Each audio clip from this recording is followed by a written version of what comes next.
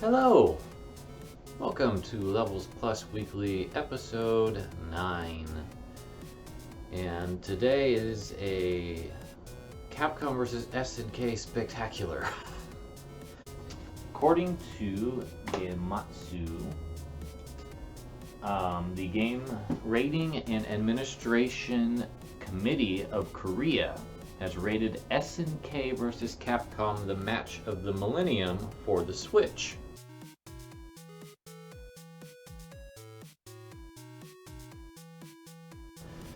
For those that don't know, SNK vs. Capcom Match of the Millennium was a Neo Geo Pocket Color game, and it is a fighting game much like many of the other entries so far released on the Neo Geo Pocket Station, or whatever they're calling the Switch app that they're releasing these through. But it was SNK's first attempt at making their own fighter in the Capcom vs. SNK line. So let's talk about Capcom and SNK and how they came together. So of course Capcom started the fighting game genre boom in the 90s with Street Fighter II. Around the same time, some of the team that worked on the original Street Fighter had left Capcom to join SNK. That team went on to make Fatal Fury.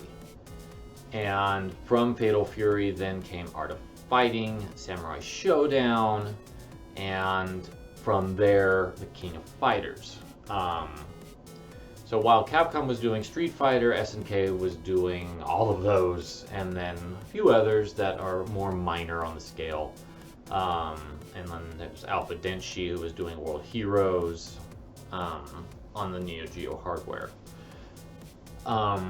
In 1998 or 99, must have been 99. Capcom and SNK agreed that they would begin collaborating on some crossover fighters. And the first one to come out was Capcom vs. SNK for the arcades, which was Capcom's spin. And then shortly after that, they released Capcom vs. SNK Pro. The original Capcom vs. SNK came to Dreamcast in the year 2000. And I believe the PS1 got Capcom vs. SNK Pro a little after that. Meanwhile, SNK was working on the Neo Geo Pocket and had been developing two separate projects, SNK vs. Capcom Match of the Millennium, which is what this rating's for, and SNK vs. Capcom Card Fighters Clash, which turned out to be an even bigger deal in a lot of ways, because that one actually had some legs well past this period of collaboration between the two companies, which I'll get to. Around this time, Capcom also was developing Capcom vs. SNK 2 for arcades. That did not come out on Dreamcast in North America due to the death of the Dreamcast in 2001, following the PlayStation 2 release. So Capcom vs. SNK 2 ended up landing on the PS2, and then shortly afterwards an EO version, Easy Operation, was made for the GameCube and the Xbox. And then following all of that, SNK released one of the last games that they released as SOK Eolith as SNK vs. Capcom Chaos, which was, I believe, on the NeoWave hardware. It wasn't on the Neo Geo, if I remember correctly. And it also only came out on Xbox. So that is the collaboration period between the two companies, when SNK got absorbed by Playmore. So that was the end. SNK vs. Capcom Chaos was the end of that collaboration. Several years later, SNK released one of the only DS games that they published, which was SNK vs. Capcom Card Fighters Clash DS, which was not very well received. It actually came out in a compromised fashion that I think it corrupted save data, or you couldn't actually beat it. It had a really bad bug. And SNK Playmore did offer the opportunity to send your cart in to get a replacement. I don't know how many people actually did it. But the game also just wasn't the same as the Neo Geo Pocket one, so it was not very well regarded. The last time we had anything Capcom vs. SNK related prior to now was Capcom vs. SNK 2 being ported to the PS2 Classics line on the PlayStation 3, which was a long time ago.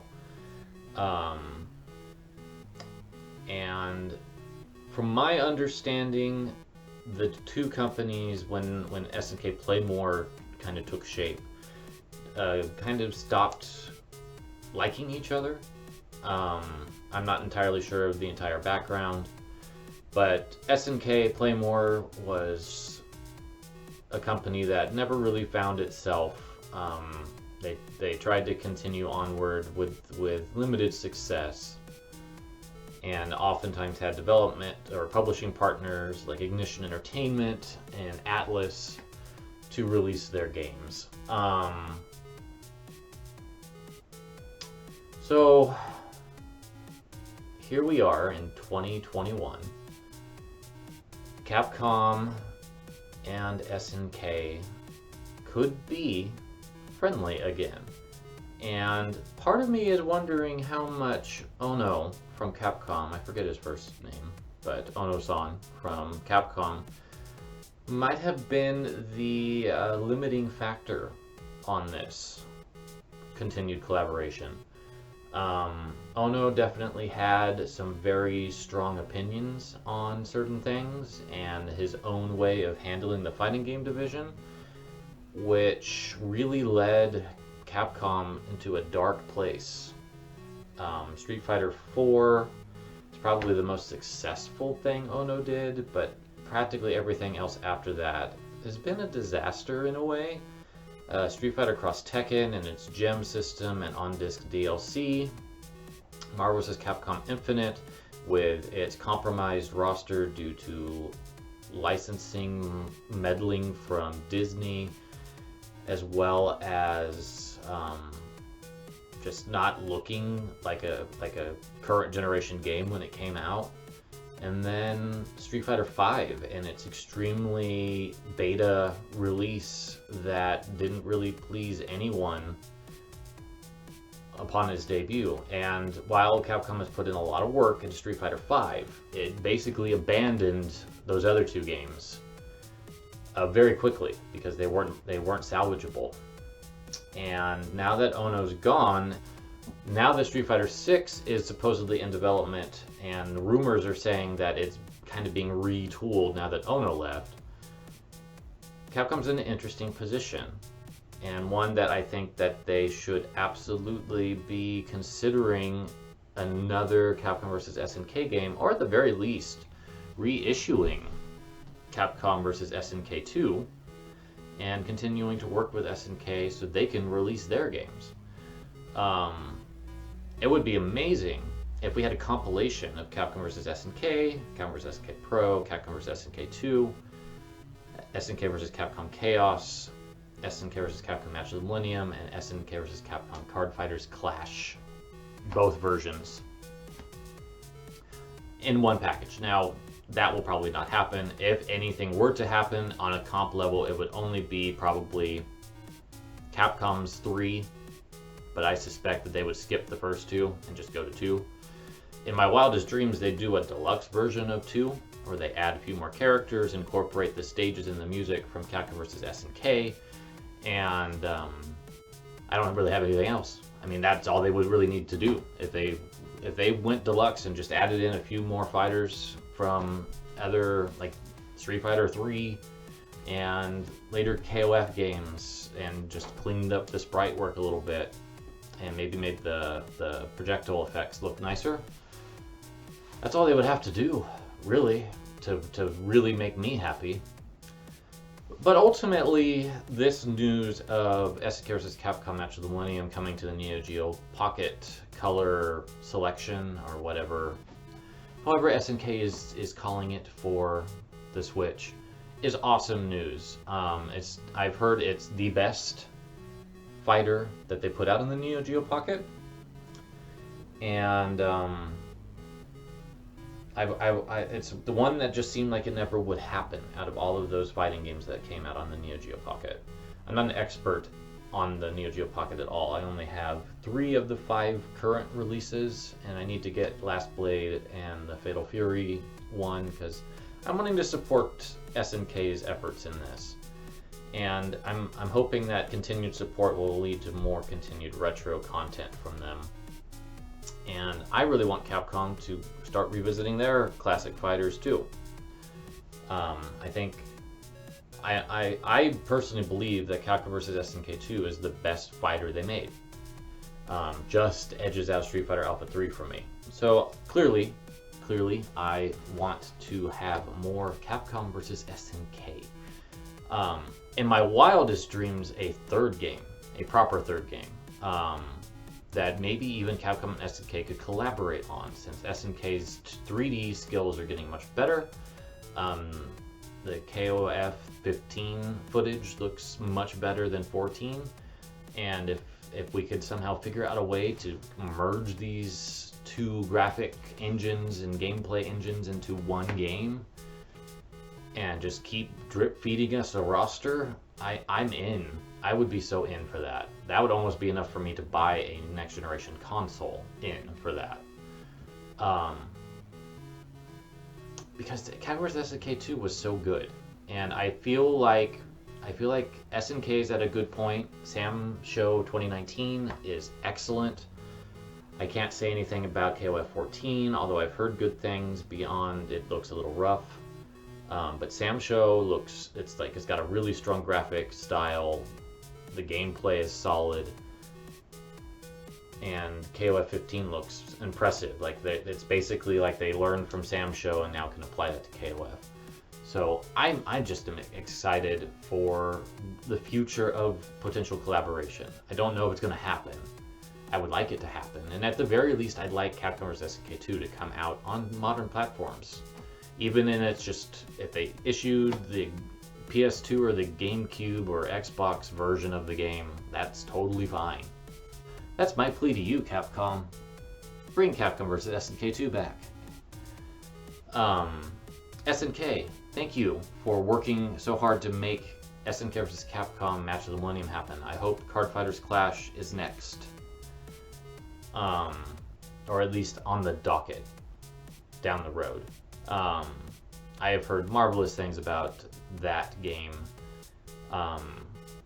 Definitely want to try it out. Normally card games like that don't catch my interest, but I do love SNK characters and I love Capcom characters a ton. So just having a whole heap of them right at my fingertips would be really cool. I've always liked the sprite work from that too. So that's the end of this first part. I'm just excited about the potential that this brings. We're going to have a little cat intermission, and then second part.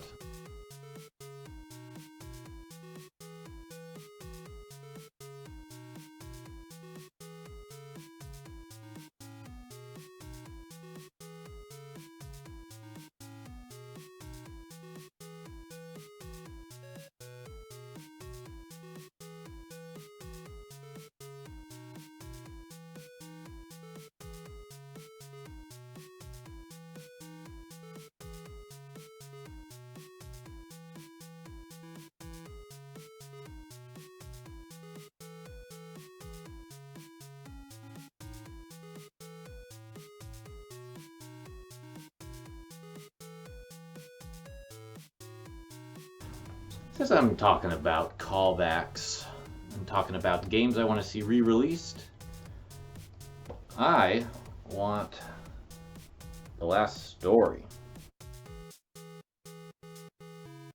to be re-released. Desperately want to see The Last Story re-released. So let's give a little background about why, and then I'll talk about how.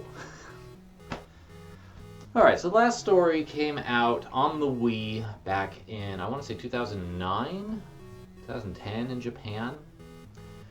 And this was when Nintendo was very adverse to publishing Japanese role-playing games on the Wii. I look at the Wii and the DS periods of Nintendo as perhaps their least exciting point of their life cycle as a video game developer for me personally. When I look back, NES, Super Nintendo, N64, GameCube, there's several Nintendo games for those consoles that I still love and appreciate. And then past that, with the Wii U, the 3DS, and the Switch, I have several as well. But the Wii and the DS, whew. Wii, I love Sin and Punishment, Kirby's Epic Yarn, and The Last Story. But that's about it from the Wii. From the DS, I love Hotel Dusk. And that's about it. With the Wii, in Japan, Nintendo was still publishing a lot of Japanese role-playing games, action games, stuff like that. So we had like Zengeki no Region Leaf, which is kind of an action-y 3D game. I haven't played it, and I haven't watched videos of it in a long time.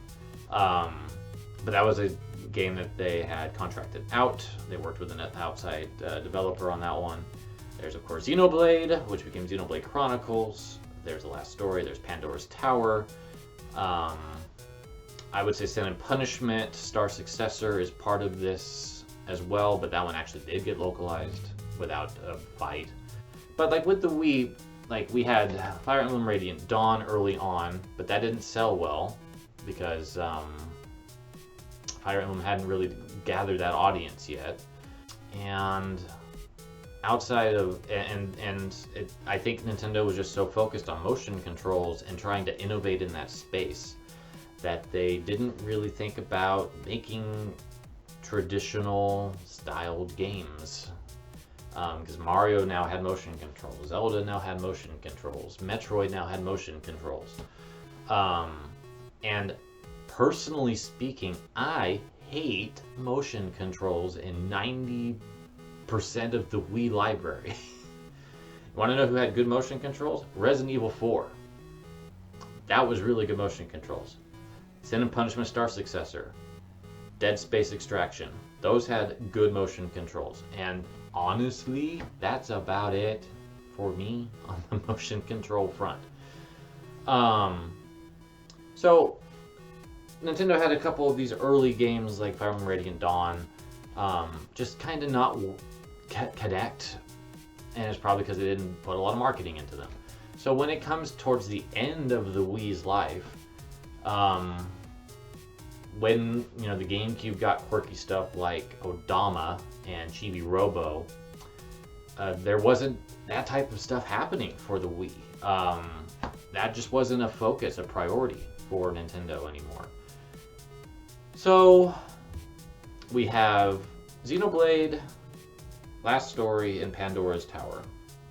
Those three got connected as part of a localization push by a group that was called Operation Rainfall. I do believe that they still exist. I do not know anything about the direction they've gone since this, so I'm not going to further any discussion on them as a group outside of this brief mention, because I don't wish to associate with potentially bad fruit, if that makes sense. I don't know. Again, I'm just kind of talking.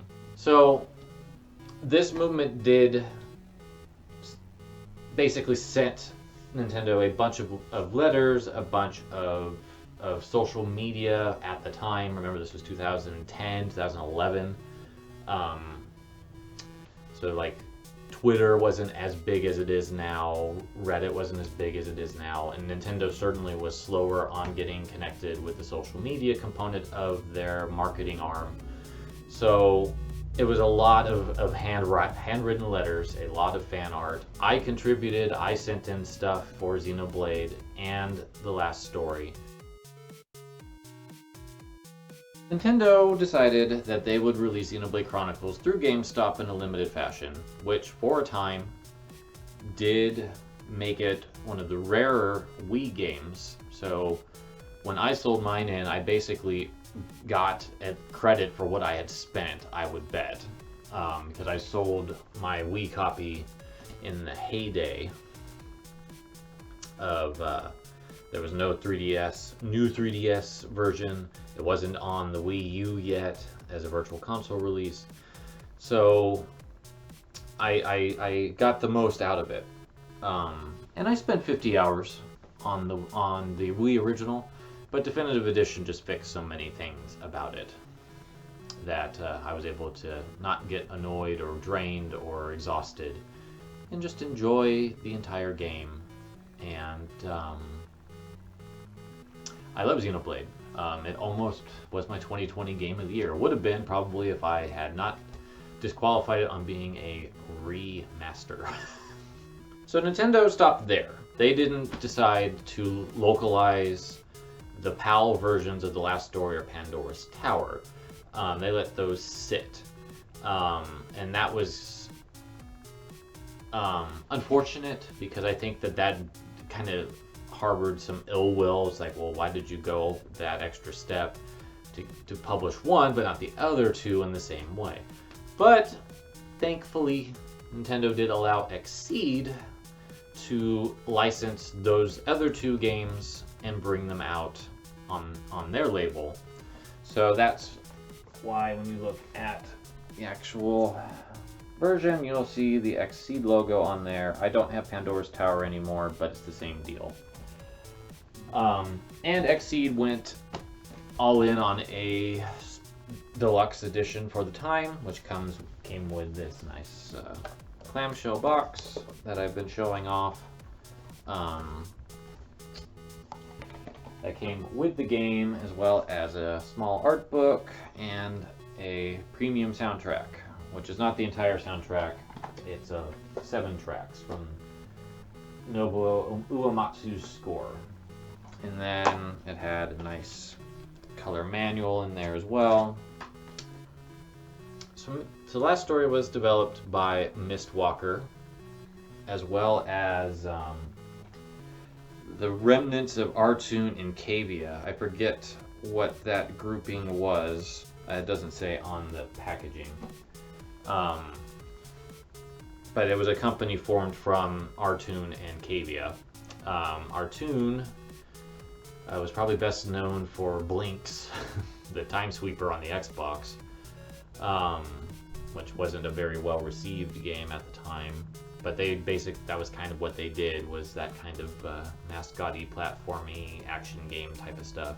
And then Cavia did Drakengard, Drakengard 2, and they also did the Resident Evil Umbrella Chronicles and Darkside Chronicles games for the Wii. So they had some experience working on the hardware. Mistwalker had worked with Nintendo on an earlier project called Ash, which was a DS game that did not come out in America, but it was being considered for localization. It's another one of those unfortunate circumstances I was mentioning earlier, where Nintendo's transition into trying to engage with audiences outside of their traditional audience meant that they abandoned things that their traditional audience might have been interested in. So I don't know much about Ash, other than that it had, I think it was like an action RPG, and it had like puzzly rooms, but I don't remember, so I'm not going to go into any more depth than that. But Mistwalker is, of course, Hironobu Sakaguchi, aka formerly from Square, the director of many Final Fantasy games. 1 through 9, I want to say, was when he was involved. After the relative failure of Final Fantasy The Spirits Within CG movie, I think, is when he decided to head out on his own and formed Mistwalker. Mistwalker has not had huge successes, much unlike Square, but they have certainly tried. They were responsible for Blue Dragon and Lost Odyssey for the Xbox 360. There were some Blue Dragon games that also came out on the DS, if my memory's correct. And there was Ash, The Last Story. Their last project was Terra Battle, which was a mobile-based card fighting game. And then they just announced their newest project, which is coming out on Apple Arcade, but I can't remember the name of it right now. It looks nice, but I don't want to participate in Apple's bullshit. So I'll just hope that it follows the example of a couple other games. Grindstone, I want to say, and Capcom's Shinsheki Under the Depths, or whatever that game is called. I can't remember right now. In Shantae and the Seven Sirens, and becoming games that come to the Switch, because then I would probably buy it, even if it wasn't the greatest game of all time, because I do like Mistwalker, what little experience I have with them.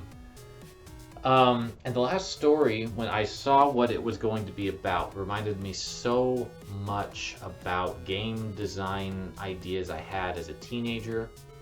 I haven't really talked about these a ton. I've mentioned it briefly on my art blog under the So This Webcomic archive. Like, there's some brief mentioning of game design stuff. But basically, starting from about 1996 through the rest of my K through 12 career, which ended 2001, and then it's several years into my community college career, and then maybe a little after that, I had been working on a game project that I called Wizard's Mansion, which had this action RPG type of slant to it, where you could run around in the environment and interact with stuff to do attacks and things, as well as like do team up combo attack stuff. So it was inspired by like Chrono Trigger's team up attacks, and I don't remember all of my inspirations, but like Skies of Arcadia, like there was bits and pieces, like there was a focus meter and all that stuff. It also had like a corruption mechanic, but you know, this is just a game idea I had when I was growing up. And the last story was the closest I had seen any game at that point come to realizing that game idea's potential. Because you could run up walls, and you can use your teammates to do magic spells that then you can interact with to activate them. It's just, it's such a cool gameplay hook that I really like. And the last story does so much right. It's got just like this moody atmosphere. The soundtrack just is almost perfect for every scene that's happening. The characters are all great. The story does some novel things with its narrative that builds to a point that you are just kind of annoyed with your main character, because when you tell him to do something, he goes the other way, but finally, it's like when you think that it's not going to go the way you want it to, it switches gears and he becomes much more dynamic and interesting and going against the system that the game's been pushing him in, and it's just awesome. I love it so much. I'm not going to go into any more detail on that because I don't want to spoil the game. All the supporting characters are excellent. The character designs are marvelous. The town that you spend so much time in is one of my favorite towns in any game. It's just, it has this melancholy background music, which is one of my favorite songs in all the games. That just so fits the color palette and the mood, and it feels, for a Wii game, incredibly alive and with personality. The combat engine is spectacular. The dungeons are solid. There's very little wrong with the last story other than its ambition exceeds the hardware. And that's where this remaster talk is going to take me. I want this game to get what Xenoblade Chronicles got. I want it to be given a loving, smart, new coat of paint, to modernize the visuals, to give these graphics that looked good on the Wii that extra detail and polish and grime, I'll say, since the town's kind of in a rundown state, that it deserves. These characters' colors more dynamic and standing out from the monochrome environment more, making the gameplay even more engaging because the engine can handle it. The frame rate won't die and the game won't freeze in the middle of big battles on you. If Nobuo Uematsu wants to come back and give the soundtrack a gentle revamp, remaster of its own, and make those instrumental touches even more delicate and amazing. They don't have to do much else. Honestly, this game is really, really good. I love The Last Story. It's in my top 30, I want to say. I think it's like 29. I love this game. I really love this game. And it got shafted so hard. I just realized this is crooked. I banged it earlier. Okay. It's not quite. Almost there. There we go. Last Story got shafted. Out of those 3 games, out of Xenoblade Chronicles, Pandora's Tower, and The Last Story. Last Story did not get a Wii U Virtual Console port, the other 2 did. And Xenoblade Chronicles got a new 3DS port and a Switch remaster. Last Story did not get any of those things. Last Story has been stranded on the Wii. It is arguably the best reason to buy a Wii or a Wii U. And now, because of its relative rarity, because it hasn't been re-released, it's the most expensive to purchase on disc. And since the Wii eShop's gone and it was never an option on there anyway, there's just no easy way to get a hold of The Last Story without going physical. And it's a lovely game that needs to be discovered by more people. And so this is my plea to Nintendo and to Mistwalker and to anyone else who wants to join me in this little conversation. The Last Story is a marvelous game that I really would love to play again on the Switch in any fashion possible. I don't care if you just port it. I don't care if you remaster it. And I just want to see it be playable on a modern system.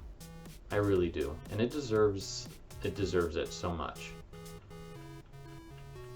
That's what Levels Plus Weekly is bringing us this week, is wishes for more things that I have no control over. But that's okay. You know, it's all right to bring up games that that you are passionate about, in the hopes that other people will see that passion and run with it too. I highly recommend Capcom vs. SNK 2. I highly recommend The Last Story. They're 2 of my favorite games of all time. Need them on modern systems.